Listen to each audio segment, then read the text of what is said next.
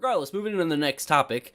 This next topic comes from Marky Mark by saying, first, I'm a fan of your channel and I'm a subscriber. My question, I don't recall anyone has brought up. If Ohm knew of all these allegations against H2O Delirious, why didn't Ohm do or say anything about it earlier? Why did he choose to wait until the crew he did videos with stopped playing with him? Seriously, if Ohm knew, why didn't he say/do something right away? Ohm isn't Mr. Doing the right thing. He knew and didn't bring up the issues until his feelings got hurt. All these issues about the Me Too movement, and Ohm only cares about trying to ruin Delirious' career, but Ohm knew and didn't care about the person who Delirious had these allegations with. If Ohm cares about doing the right thing, he would have done so right away. So that question and topic is pretty long, comes from Marky Mark, but I appreciate it nonetheless.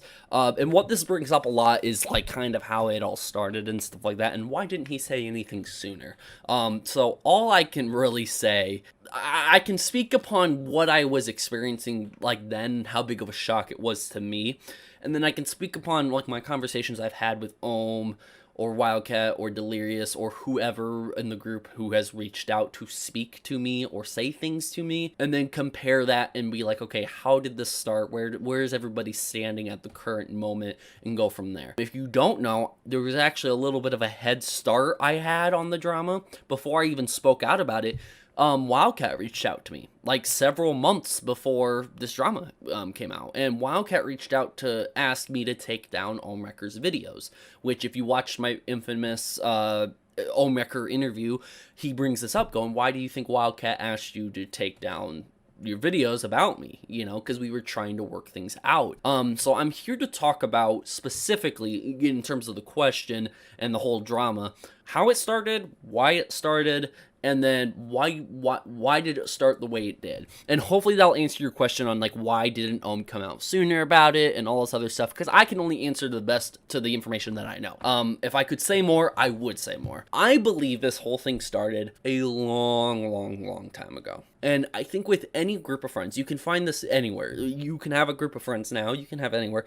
But a long time ago, at some point, it switched to there was nothing wrong with this group of friends. They were all great friends. The views were going up. They had small problems here and there, nothing big. But it was a group of friends playing games, and that's when the clashing of multiple people, whether it's their egos or problems they had or anything else, we can all assume, okay, that's when it's starting. And you gotta think, their egos are definitely gonna play a part into it because they're all growing on YouTube, they're gaining millions and millions and millions of views and followers and all this stuff, they're making a ton of money, and then that's where you start to see, okay, now then there was separation here and there, people were joining in, and believe it or not, Ohmwrecker wasn't part of the original Vanoss crew, you know, he kind of joined in later, and that's true for some of the people as well. They weren't like the OGs, that he wasn't the first person or anything. He kind of joined in, you know, not too much later, but at a later date than some of the other Vanoss crew members did.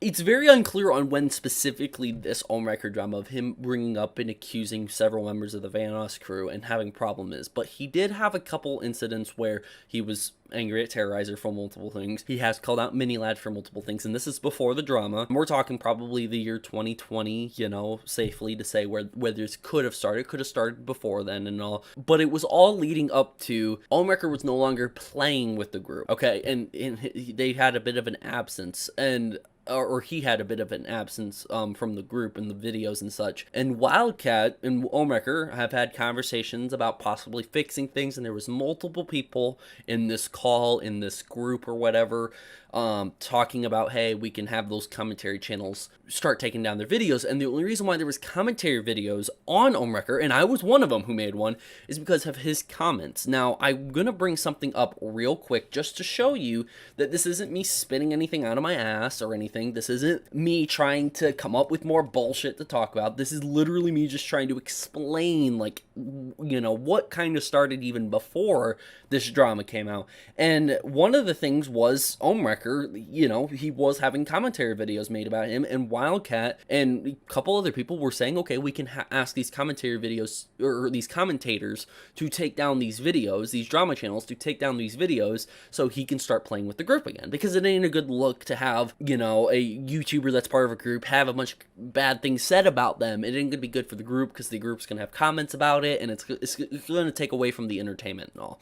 So there's a lot of videos here, but Ohmwrecker started drama with Terrorizer. This was my video, and my video wasn't bad, like, by any means. Like, it's bad compared to my videos nowadays, but it's back when I had, you know, my original TJV logo. Let's see if I can pull it up here. Right there's my original TJV logo. It's crap, but my video reached 200,000 views at the time, and there was a ton of people who were liking it. Here before Ohm comments on this vid, poor Brian, man. As someone who is a fan of Ohm, this is pretty crazy. Ohm needs to chill. So there was a lot of comments about Ohmwrecker as this bad guy, and that's kind of the viewpoint I had, because he was putting huge, long paragraph comments, ranting in a YouTube video that's not even Terrorizer's.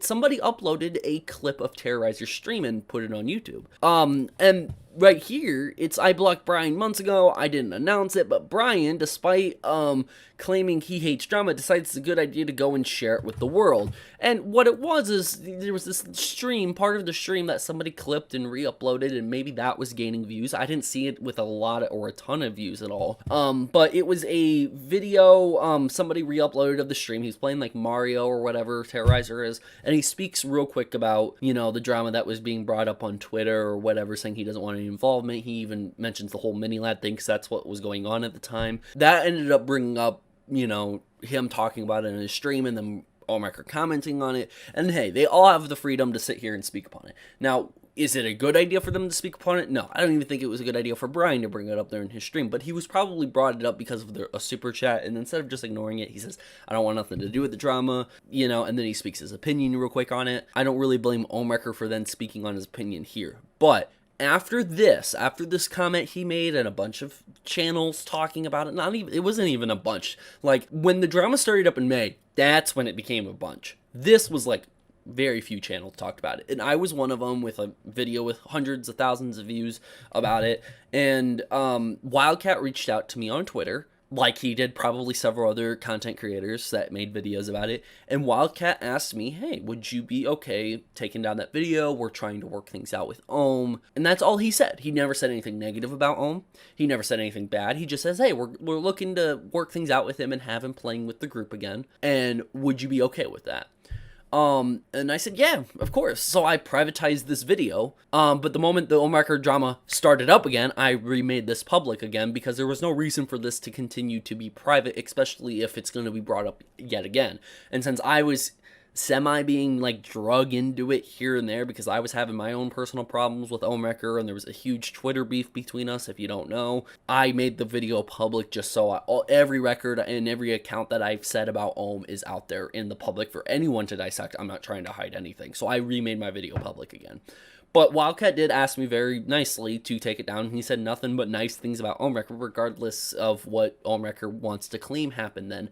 To me, Wildcat said nothing but nice things about Ohmwrecker at the time. That ended up bringing up later on, when the Ohmwrecker drama did start and I had my interview with Ohm. He claimed that they were doing damage control. They were cleaning up, you know, and they wanted me to be quiet about it and be close to the group again. And those were all the claims Ohmwrecker was making during the interview, and saying that's why he asked you. Why do you think he asked you to take down that video? He was trying to hide it all. He was trying to, like, get me all good with him again, and so I wouldn't speak up about anything. So, the fact that Ohmwrecker is saying that, but at the time, Ohm was talking with Wildcat and the rest, you know, some other members of the Vanos crew about possibly coming back and working things out, I would assume sometime shortly after that is when the drama really, like, you know, the separation between Ohmwrecker and the rest of the Vanos crew is when it really started. And now it was just a matter of time of, is there going to be some sort of public statement that's going to set this all off? and it was made in the loudest way possible, but in the most stupidest way possible as well, by going to Drama Alert, going to Keemstar, where Keemstar ain't gonna take the time to properly look into anything, pronounce any of the Vanoss crew's name right, not even pronounce Ohmwrecker's name right, by always saying Ohmwrecker, completely getting on for every little thing he did, the way he titled it, the thumbnail he had, the way he edits. He severely cut out so many parts of the Ohmwrecker interview where even Ohmwrecker talks nicely about the Vanoss crew. So Ohmwrecker one night was just talking to me in a VC about drama that I was going to cover soon. I wanted his side of it. I asked him as a side note, oh, by the way, about that Keemstar interview, there was a lot of cuts. Was there something cut out? And Ohmwrecker said yes, there was things that he should have kept in there that Keemstar decided to cut out because it doesn't fit what he wanted for the video, but there was some important things I did say, and some of the things were respectful, nice things that wouldn't have made Ohm seem like such a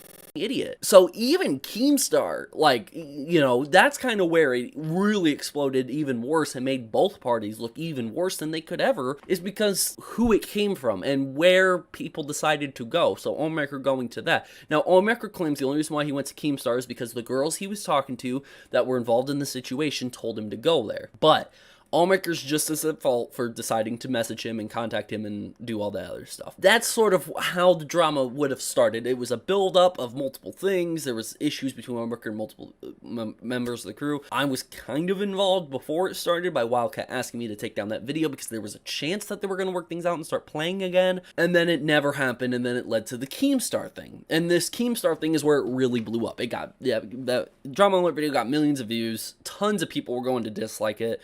Keemstar blamed me for going to dislike his, you know, thing or whatever. He says that I sent people to go dislike his video or whatever like that. I told people, if you think it's a silly video, dislike it, because that's what you're supposed to do. That's the purpose of likes and dislikes. If you don't like the video, dislike it. But getting more into what Marky Mark sent in, by the way, I just love the name, by the way, what he was getting at is, why did Ohmwrecker say it when he said it? Well, it was probably because he was looking for a good time to say it, because again, you know, if I knew a ton of information about, let's say, PewDiePie, I wouldn't release it the second I know about it. You know, if I found out, I'm just saying for example, or let's say for example, there's some horrible thing that Mr. Beast did or whatever, and I need to say something about it. I'm not going to say it 1 second, one and done, you know, I'm going to contact people to make sure I'm in a good spot, you know, I'm going to contact people to make sure I'm safe, you know, I want to tell the truth about everything, and if I think a content creator is doing something bad, then I'm going to want to speak about it, but I got to make sure I'm in the right spot to do it as well. So again, is it simply just because, you know, Ohmwrecker, you know, was waiting for the right time to strike or waiting for enough information to get at him? It could be, but at the same time, I do believe it has a part to play, and you need to be prepared for this. And this is a group he's been playing for a long time. I'm sure maybe Ohmwrecker did try to work things out at some point, but it fell through. Maybe he was very stubborn to work with, and, you know, Wildcat and the rest of the crew said, you know, F it, we ain't playing with you anymore. And that's what happened. Regardless, I do think it is very, very important that people do need to take all of this into account and say, what happened in the past happened in the past. What is a good thing to do moving on? I think the drama is starting to calm down more. Will it come back? Of course it will. It'll keep coming back until there's like a definitive thing. You know, you might be worried about how everything started, why it started, all this stuff. There will be great videos down the road where people will make full documentaries, and when that video is made, it'll be great. What does need to be taken into account is that how it started and when it started, we kind of have a good rough idea, but as time goes on, there might be more information that comes out. Maybe after me talking about it in the stream, there's going to be a member of the Vanoss crew or Ohmwrecker or somebody else who wants to say something about it, being like, hey, just to let you know, it actually started here, not there, or whatever, because that happens a lot when I end up talking about any drama situation.